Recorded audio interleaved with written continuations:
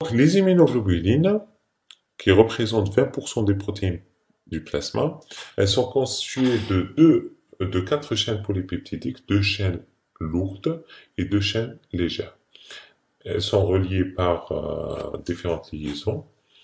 On a des sites de liaison de l'antigène, la partie variable, il y a la partie fixe, constante, et on a 4 types de chaînes lourdes.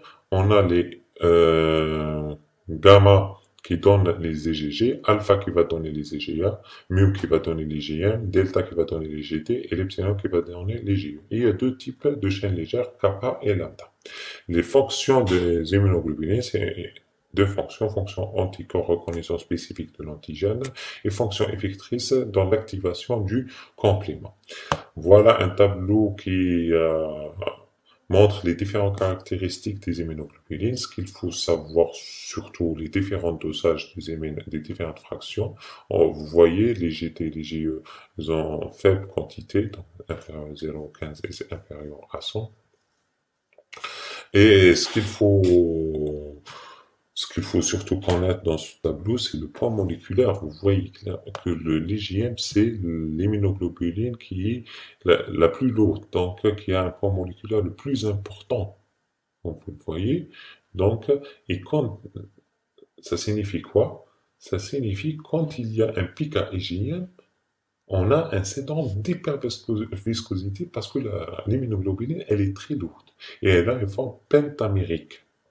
Donc voilà les particularités. Et vous voyez que dans le sérum, un sujet normal, vous avez les différentes fractions. On n'a pas une seule chaîne.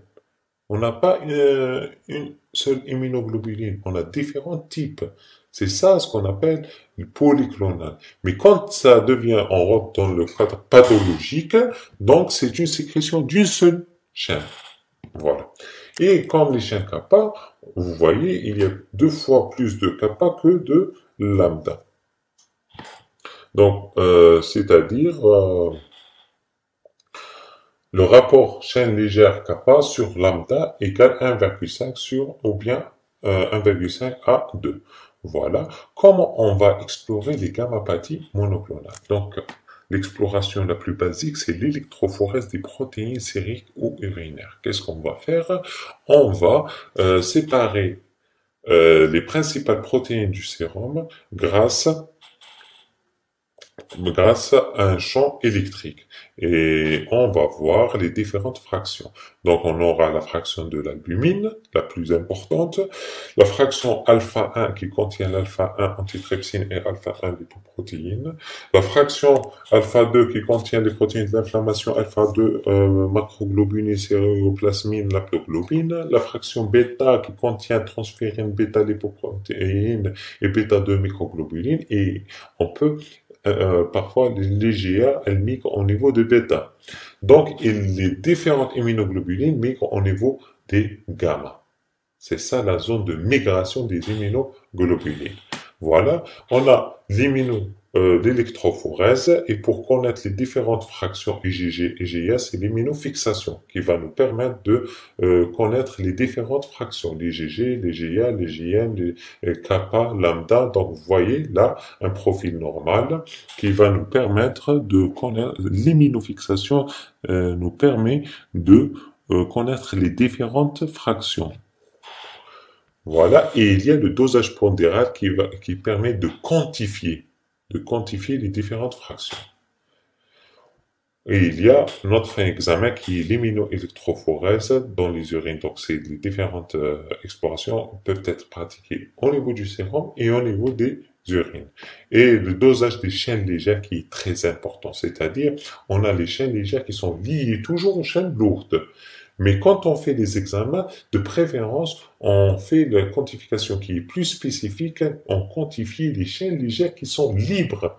Et ça donne une appréciation juste et exacte sur les chaînes légères. Voilà les différents examens. Donc, électrophorèse, ça donne une idée sur les différentes fractions de protéines. L'immunofixation, ça permet de donner les différentes fractions. Le dosage pondéral permet de quantifier. Et on peut, dosage des chaînes légères, c'est les free light, ça permet de doser les chaînes légères libres. Donc, les gamma-pathies monoclonales, caractérisées par la synthèse d'un seul type d'immunoglobulines. Vous avez vu qu'il y a différents types d'immunoglobulines. Mais le gamma-pathie monoclonale est défini par la synthèse d'un seul type d'immunoglobulines, par un seul clone issu de la lignée lymphocytaire B. Donc, plasmocyte, c'est issu de la lignée B. On a parfois le JM, il est synthétisé par les lymphoplasmos. Vous voyez, donc, l'origine, c'est les lymphocytes B. Donc, pour détecter cette gamma-pathie monoclonale, il y a le premier examen, ce qu'on appelle l'électrophorèse protéine sérique.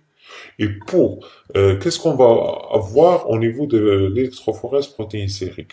Donc, quand on pratique cet examen, à l'état normal ou bien inflammatoire, etc., on a cet aspect. Donc, il y a de l'albumine. Vous voyez là, on peut inverser. Ce qu'il faut savoir, toujours se référer à l'albumine. Donc, il faut chercher où est-ce que se situe l'albumine. Donc, on peut avoir de la droite à la gauche et la gauche vers la droite. Tout dépend le schéma. Donc, ça, c'est l'albumine, c'est l'alpha 1, l'alpha 2, bêta 1, bêta 2 et gamma. Vous voyez que si on fait le gamma, c'est 18,1. Ça permet de faire le dosage selon la surface. Vous voyez? Donc, vous voyez qu'il y a une augmentation de la zone gamma. Donc, elle est 18,1. Donc, il y a une augmentation des immunoglobulines. Mais vous voyez, la base, elle est large. Donc, c'est pas monoclonal. Et l'électrophorèse à elle seule ne permet pas de dire que c'est polyclonal ou monoclonal. Ça nous oriente. Quand c'est large, ça nous oriente vers un aspect polyclonal. Quand c'est étroit, ça nous oriente vers un pic monoclonal. Donc, comment on va interpréter cette électrophorèse? On va dire qu'il y a une légère augmentation de la zone gamma avec un aspect à base large. Donc, un pic ou bien une augmentation de la zone gamma à base large. Ça signifie qu'il y a une prolifération polyclonale. On voit généralement ça dans les syndromes inflammatoires. Mais là, comment on va interpréter cette électrophorèse? Donc, il y a un pic. Il y a un pic. Vous voyez que le pic, il est là. Pic, pic en zone gamma d'allure monoclonale. C'est important. Vous n'allez pas dire sur l'électrophorèse que c'est un pic monoclonal. Non, c'est faux. Pic en zone gamma d'allure monoclonale, qui va nous permettre de dire que c'est monoclonal. Donc, c'est l'immunofixation. À l'état normal, on a les différentes fractions. Vous voyez que l'immunofixation, vous voyez qu'il y a une seule immunoglobuline qui migre. Il n'y a que les GG et lambda, un seul type de chaîne lourde et un seul type, ce qui définit gamma-pathie monoclonale. Donc, effectivement, on est devant une gamma-pathie monoclonale. C'est l'immunofixation qui permet de confirmer la monoclonalité et de typer. Non seulement on va confirmer la monoclonalité, qu'il y a un seul type, et de dire qu'il s'agit de IgG lambda. Ensuite, on fait le dosage pondéré. Donc, voilà comment on fait les différentes